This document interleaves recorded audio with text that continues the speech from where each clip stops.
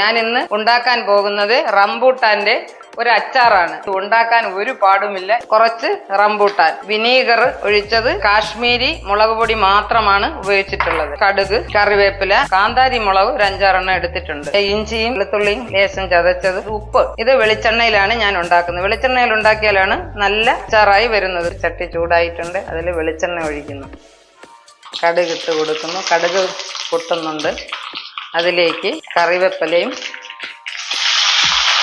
കാന്താരി മുളക് ഇട്ടത് കൊണ്ടാണ് അത് പൊട്ടുന്നത്.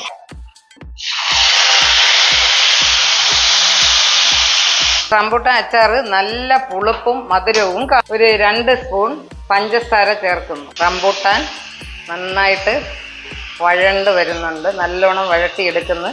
കാശ്മീരി മുളക് പൊടി ചേർക്കുന്നു. അങ്ങനെ 2 മിനിറ്റ് കൊണ്ട് എൻ്റെ റംബൂട്ടാൻ അച്ചാർ റെഡി.